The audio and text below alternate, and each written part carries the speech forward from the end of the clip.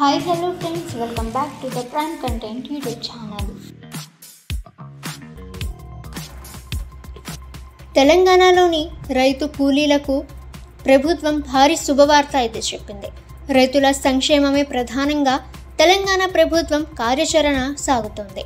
ఎన్నికల్లో ఇచ్చిన హామీ మేరకు రైతులకు ఒక్కో పథకాన్ని అందుబాటులోకి తీసుకొస్తుంది.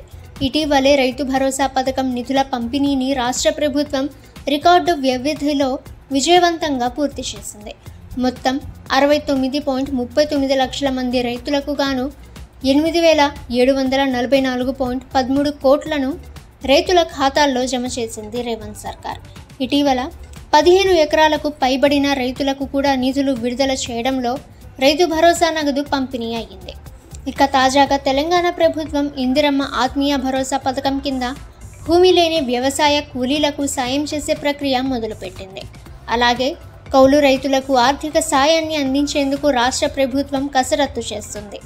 ఈ మేరకు జూన్ 29న వ్యవసాయ శాఖ మంత్రి తుమ్మల నాగేశ్వరరావు శాఖ అధికారులతో సమావేశం నిర్వహించారు.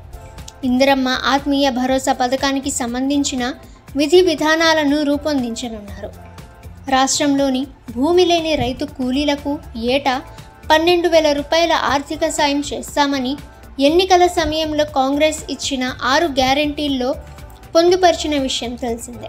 ఈ మేరకు ఇందిరమ్మ ఆత్మీయ భరోసా పథకం కింద రైతు కూలీలకు జూలై తొలి వారంలో నిధులను విడుదల చేయనున్నట్లు తెలుస్తుంది. ఈ పథకం ద్వారా భూమి లేని వ్యవసాయ కూలీలకు ఏటా 12,000 రూపాయలు 2 విడతల్లో ఇస్తామని ఇదివరకే ప్రకటించింది ప్రభుత్వం. రాష్ట్ర ప్రభుత్వం ఒక్క విడతలో 6,000 రూపాయల చొప్పున అకౌంట్లలో జమ చేసేందుకు కసరత్తు ప్రారంభించింది. ఇందిరమ్మ ఆత్మీయ భరోసా పథకానికి అర్హత పొందాలంటే కొన్ని పరిమితులు విధించింది.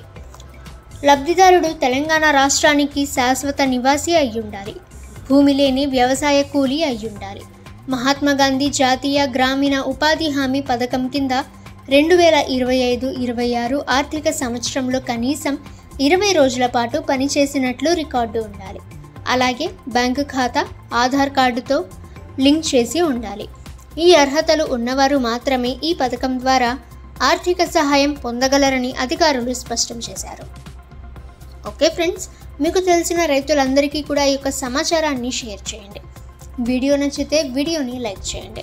ఇక ఎప్పటికప్పుడు మీరు లేటెస్ట్ న్యూస్ తెలుసుకోవాలి అనుకుంటే ద ప్రైమ్ కంటెంట్ యూట్యూబ్ ఛానల్ని సబ్స్క్రైబ్ చేసుకోండి అండ్ బెల్ ఐకాన్ని ఆల్ మీద ట్యాప్ చేయండి. ఇక నెక్స్ట్ వీడియోలో కలుసుకుందాము.